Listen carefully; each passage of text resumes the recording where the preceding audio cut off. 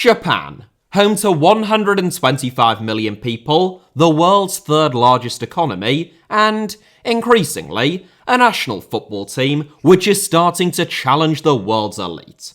Japan beat two former world champions in Germany and Spain at the 2022 World Cup to not only progress from but top what had been described as the tournament's group of death, and they only lost on penalties against Croatia, who have made the top three of the last two World Cups, in the round of 16.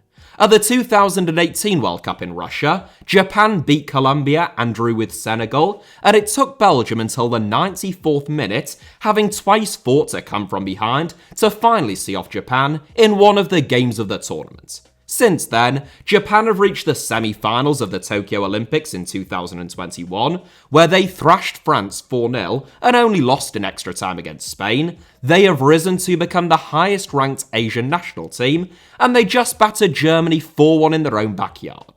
Today, the J.League ranks as the 20th best league in the world by the global football rankings, just one place below Argentina's Primera Division, which is the highest ranking of any Asian league, including the free-spending Saudi Pro League. Throughout Europe, whether it be Daichi Kamada at Lazio, or Brighton's Kaoru Mitoma and recent Liverpool signing Wataru Endo in the Premier League, Japanese players aren't just competing at the highest level, they're excelling.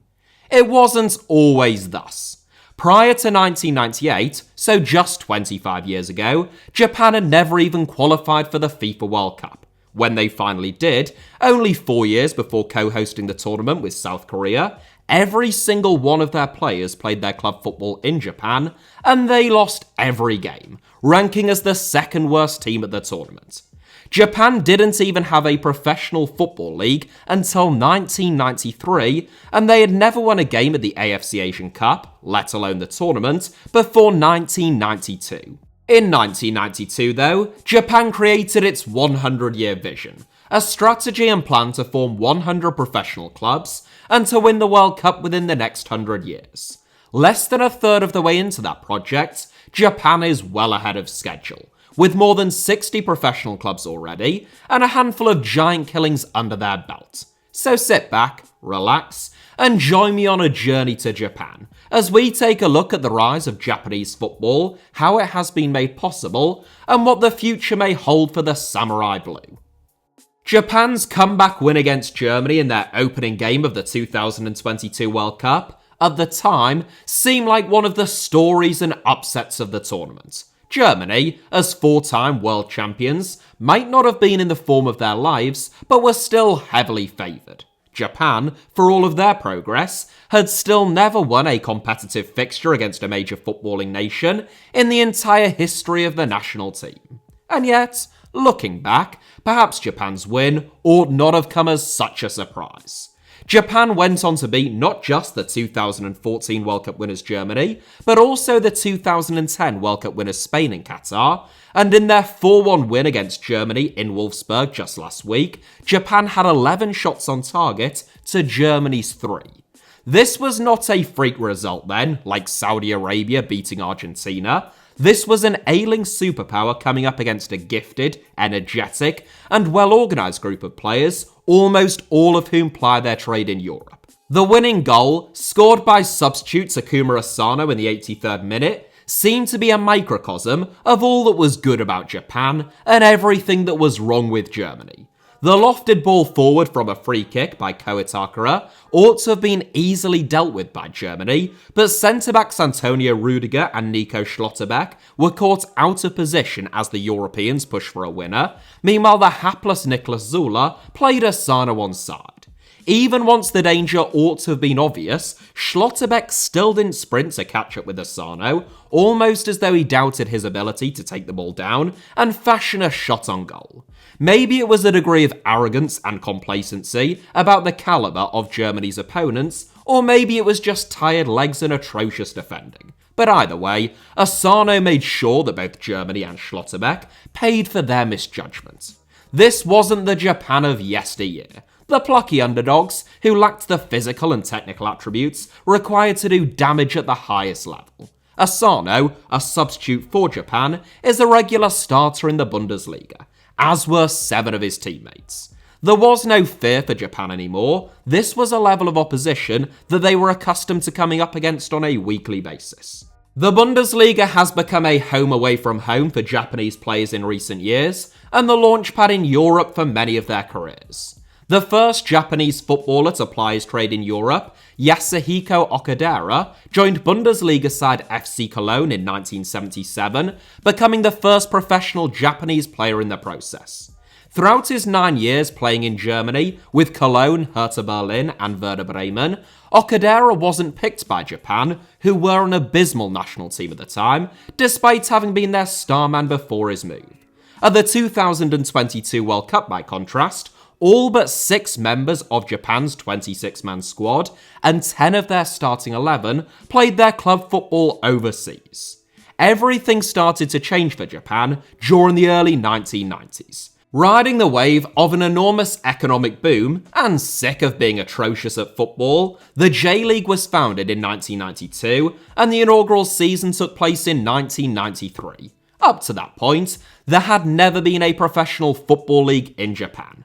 The Japan Soccer League, which the J.League replaced as the top flight of Japanese football, was officially amateur and made up of corporate-owned and run franchises, with little attachment to the local areas in which they just so happened to be based at any one time.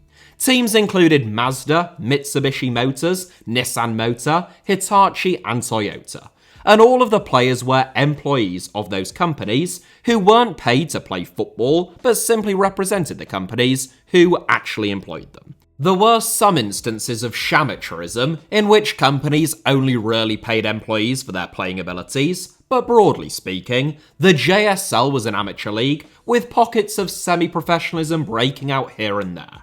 The JSL itself was only founded in 1965 after the German Football Federation sent Detmar Kramer to help assist with the development of Japanese football at the start of the 1960s. They probably regretted that decision in 2022.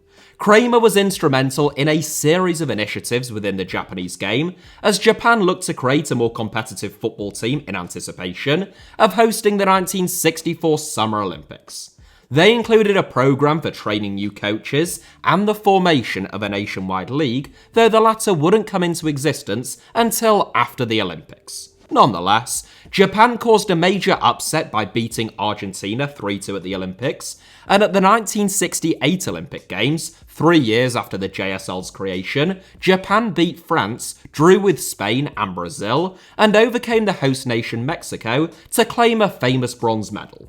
The national team's success at the 1968 Games led to a momentary spike in crowds and the sport's popularity during the late 60s and early 70s. But that window of opportunity was never seized upon, and by the time that the J.League was created, Japanese football was on its knees. Though Japan is one of the biggest and richest nations on Earth, not unlike in the United States, association football has long struggled to gain the kind of supremacy that it enjoys throughout so much of the world. Sumo wrestling is Japan's national sport and has enjoyed great popularity along with a number of other martial arts since the 17th century. Meanwhile, baseball was brought to Japan from America in the 1870s and has for a long time now been the nation's most popular participatory and spectator sport. Japanese football always faced an uphill challenge then, but the advent of professionalism would at least give it a fighting chance. Immediately, money began flooding into the sport. The top scorer in the league's inaugural season was former Inter Milan, Monaco and Argentina forward Ramon Diaz, who bagged 28 goals after joining Yokohama Marinos from River Plate at the age of 33. Diaz was soon joined by fellow big-name South American and European players like Dragan Stojkovic, Pierre Litbarski, Gary Lineker, Leonardo Dunga and Salvatore Schillaci, as companies and investors looked to rapidly popularise football and increase crowds. Before being appointed as Arsenal manager in 1996, Arsene Wenger spent a year coaching Nagoya Grampus 8 in the J.League, a job which he took after he had already won both the Ligue 1 title and the Coupe de France with Monaco. Undoubtedly, the most significant overseas arrival into the Japanese game, though, was Brazilian legend Zico. One of the greatest footballers of all time, Zico had been retired for almost 2 years, during which time Brazil's president had appointed him as the country's Minister of Sports, when Japanese outfit Sumitomo Metals approached him in 1991. Sumitomo Metals, owned and operated by the Kashima-based mining company of the same name, were in the second tier of amateur Japanese football at the time, but were determined to win promotion and try to secure a place in the professional J.League once the league was founded. Zico accepted the offer, then aged 38, and in his first season, which was the JSL's last season, he was the second division's top scorer with 21 goals in 22 games, helping Sumitomo secure a most unlikely entry into Japan's newly formed professional top flight. As teams began professionalizing and decorporatizing for the transition, Sumitomo Metals became Kashima Antlers, but few people gave them much of a chance in the newly formed league. Written off as a small-town club, Kashima, with a population of fewer than 60,000 people, would be competing against the giants of Tokyo, Osaka, and Nagoya. Zico was Kashima's secret weapon though, even when touching 40 years old, scoring a hat-trick against Nagoya Grampus 8 in the first ever J.League game, carrying his team to top spot in the league's opening phase, second overall, and glory in the Suntory Championship against league winners Verdy Kawasaki. Today, Kashima Antlers are the most successful team in the history of the J.League, with a record 8 championships, and remain highly competitive, despite the relatively tiny size of the city.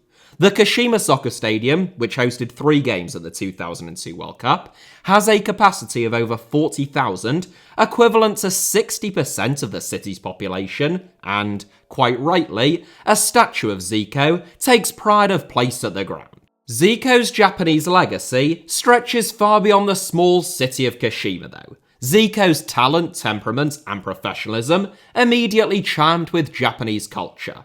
Nicknamed simply Football God by the Japanese, Zico became Kashima Antlers' technical director after retiring at 41. He managed Japan's national team between 2002 and 2006, and he has been back at Kashima Antlers as a technical director since 2018. Although the J.League started out, like most cash-rich emerging leagues, by signing aging big-name players, that hasn't been its raison d'etre, with 1 or 2 notable exceptions, for a very long time. That has been partly through design. Japan have been methodical in researching the best practices for growing a league, improving a national team and developing a talent, and very quickly learned that that wasn't how best to do it, and partly through necessity, because Japan suffered an economic crisis during the 1990s. From the mid-1980s, a price bubble emerged in Japanese stocks and real estate, which burst in the early 1990s. The Japanese economy stagnated during the 1990s, following 3 decades of extraordinary growth, in what became known as the Lost Decade. Between 1960 and 1990, Japan's GDP rose from $44 billion to $3.1 trillion, an increase of 7,000%. During the 1990s, however, Japan's GDP began to fall in nominal terms, along with wages in real terms. Japan's GDP is actually lower now, in 2023, than it was in 1995, with the lost decade becoming the lost 20 years, the lost 30 years, and, increasingly, now often just the lost decades. Japan's economic downturn caused short-term damage to the J.League, as teams cut budgets, star players departed, and crowds briefly dwindled, but long-term it brought benefits. Young people, who had become incredibly marketized, materialistic, and career-driven during Japan's economic boom, became increasingly disillusioned with that lifestyle and, in many instances, turned their attention to leisure activities like football instead.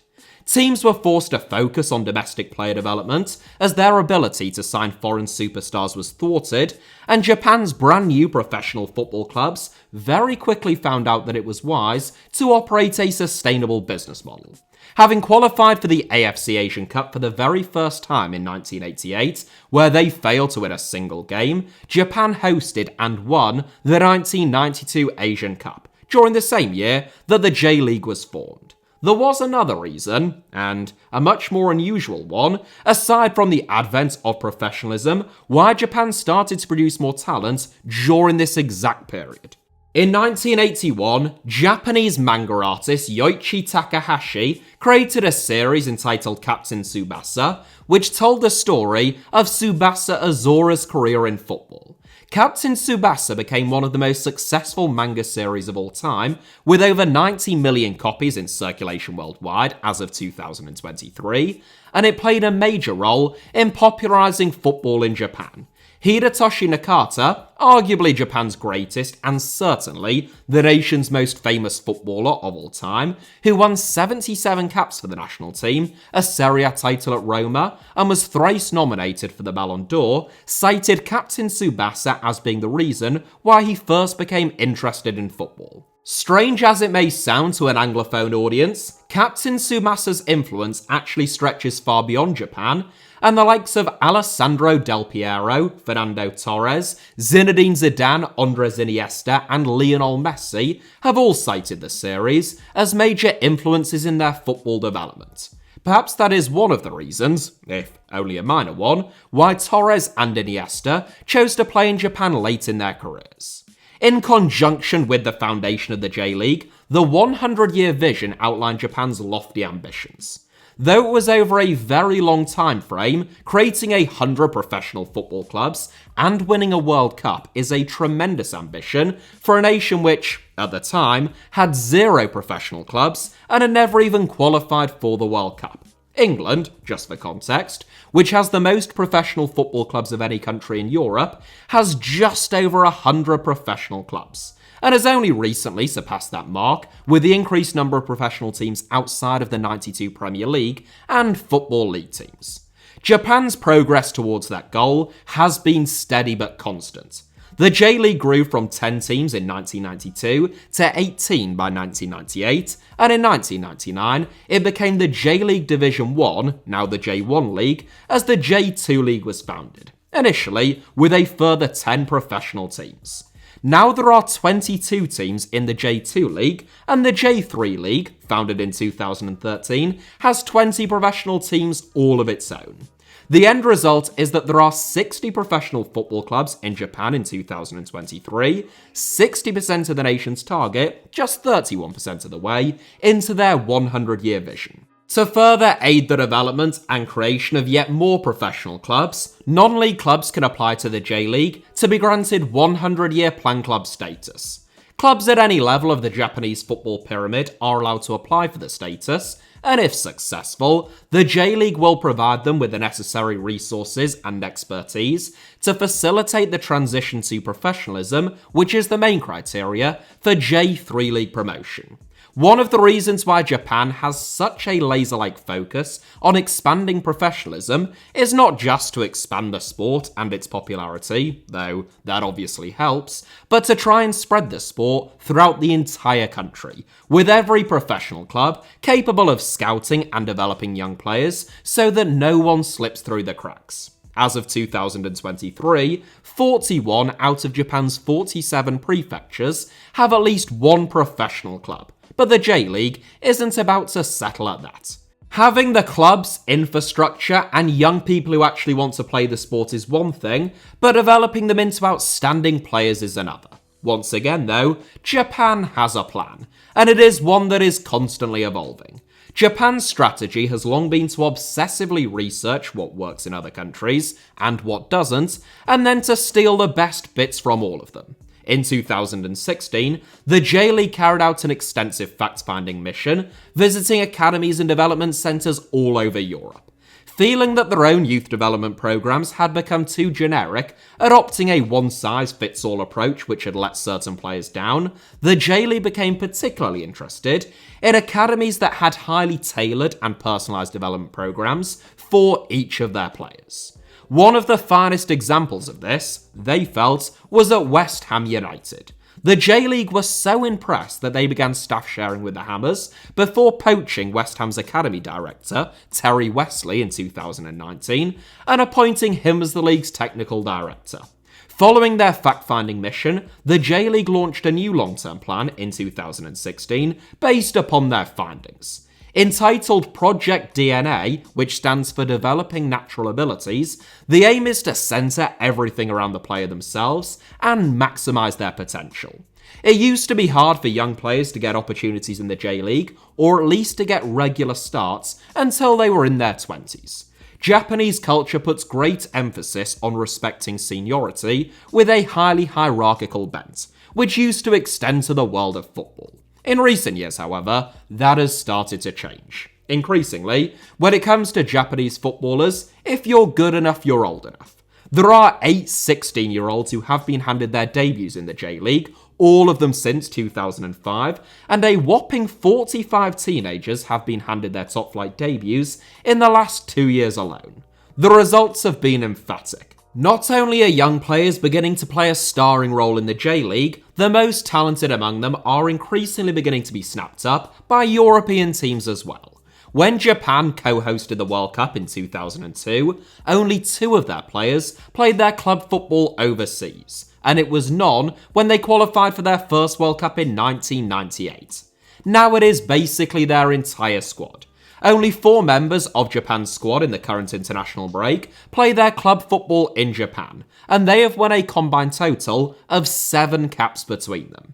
The likes of Takefusa Kubo joined the Barcelona academy when he was just 10 years old, and later Real Madrid, and he has played 130 La Liga games at the age of 22. Takahiro Tomiyasu joined Japanese-owned Belgian outfit Sint-Truiden when he was just 19 years old, before joining Arsenal via Bologna, now aged 24, and Brighton star Kaoru Mitoma didn't actually make his professional debut in the J.League until the age of 23, after he had earned a university degree, writing his thesis on dribbling, but 2 seasons at Kawasaki Frontale was all that it took to convince Brighton that it was worth signing him for £3 million. That has proven to be a very shrewd decision, and following his debut campaign at the Amex and a starring role in Japan's 2022 World Cup success, Mitoma is comfortably worth in excess of £50 million now, and given that it's Brighton, you can probably double that. If it's Chelsea asking, stick another 0 on the end. European clubs now trust that when they sign players from the J.League, they will be getting players with the physical, technical, and mental attributes required to compete at the highest level, typically for bargain basement fees. I spoke in a recent video about the plight of the Mexico national team, about how sky-high valuations in Liga MX make foreign clubs reluctant to take the risk on Mexican players, and the opposite is basically true of the J.League. The league's most expensive sale is Brazilian international Hulk, who joined Porto for a reported fee of €19 million, half of which was actually paid to his unnamed third-party owners. That was over 15 years ago. Since then, there hasn't been a single J.League player sold for more than €7.5 million, despite the calibre of some of the league's exports in recent years. You need only ask Celtic fans, who have had enormous success not only with J.League players in recent years, but also a J.League manager in their former boss, and now Tottenham manager Ange Postecoglou. It used to be thought and said that Japanese players were often quick, hard-working and technically capable, but that they lacked size, strength and stamina. That was likely always a bit of a stereotype, though certainly, the more professional the J.League has become, the less adapting that players had to do upon moving to Europe. But to the extent that it was true, that has narrowed in recent years. Meanwhile, the necessity of being big and powerful in football has greatly diminished. Japan still had the 4th shortest squad at the 2022 World Cup, but that is hardly of any great concern, given that they were tied with Argentina, who won the tournament, and they never seemed especially vulnerable to balls into the box, set pieces, and aerial duels. Where Japan do still have a problem is perhaps in goal. Eiji Kawashima, who has been capped 95 times but is now 40 years old and without a club, was named in Japan's 2022 World Cup squad, though 34-year-old Shimizu S. Pulse goalkeeper Shuichi Gonda was eventually given the nod between the sticks. Both have since been dropped from Japan's squad entirely, with 24-year-old Kazuki Osako, who is one of Japan's few J.League players contracted to Sanfrecce Hiroshima, winning his 5th international cap since 2019 in Japan's thumping win against Germany. That is the area where Japan are most desperately crying out for an international class player, but at fullback 2 there is a lack of quality depth, and Japan don't have any one outstanding centre forward. None of their forwards, for instance, from Feyenoord's Ayase Ueda to Kyogo and Daisen Maeda at Celtic, have hit double figures for the national team as of yet, with most of Japan's goals actually coming from midfield. Those are minor weaknesses in what is generally considered to be a Japanese golden generation, though I'm not sure how well that assessment will age. This may be the best team that Japan has ever had. In fact, it certainly is, but they have essentially been on a journey of near constant improvement for the last 30 years. The creation of the J.League, its expansion, expert focus on youth development using best practices, a German, a Brazilian, a manga comic, co-hosting the 2002 World Cup, winning, in extraordinary fashion, the 2011 Women's World Cup, an economic boom, an economic crisis, and the mass migration of Japanese footballers to Europe have all contributed to the popularization and vastly improved standard of Japanese football and of Japan's national team over the last 30 years. But there is little reason to believe that we have reached an endpoint of that journey or an inevitable peak. As I began this video by stating, Japan is a country of 125 million people and the third largest economy in the world. What held football back for over a century was a lack of popularity, professionalism, and central planning. Now the country has all three in abundance. Since 2013, in every year other than 2018, football has been the #1 response when elementary school boys are polled on their ideal careers in Japan, ahead of baseball. Football hasn't overtaken baseball yet, by any means, and maybe it never will, but it has gained enormous ground and enough to give Japan a more than sufficient pool of players to compete. Only England, with 4, has more fully professional nationwide football leagues than Japan, and it's not unthinkable that Japan could become the next country to reach that milestone. The non-league game in Japan is growing just as fast as the professional ranks, and the All-Japan High School Soccer Tournament averages crowds of 15 to 20,000 at games, and over 50,000 for its annual final. No other under-18 football tournament anywhere else in the world even comes close. As for central planning, Japanese football is a well-oiled machine. Unlike other late movers, whether that be China or Saudi Arabia, the Japanese haven't tried to run before they can walk. They experimented with that briefly when the J.League first launched, and quickly realised that it wasn't the basis for successful and sustainable growth and development. Japan's 100-year vision is less exciting, admittedly, than Xi Jinping's plans for China to become a world-class team by 2030, win the World Cup in the next 15 years, and to have become a football superpower by 2050. But it is also a lot more realistic, and unlike China's plans, it hasn't already spontaneously combusted, crashing and burning in catastrophic fashion just yet. In fact, it is well ahead of schedule, reflecting the excellent work that has been done by an awful lot of people since, and indeed, in the build-up to 1992. Japan are simultaneously underdogs and giant killers, whilst also being underachievers and sleeping giants themselves. Right now, they're perceived as the plucky underdogs because of historic underachievement and how late they were to take football seriously. But if Japan can go from nothing to defeating Germany and Spain at a World Cup in only 30 years of professional football, which is exactly what they've done, they might not be underdogs for long. This is a nation with almost limitless football potential, and the land of the rising sun might just become the land of a football superpower a lot sooner than some people realise.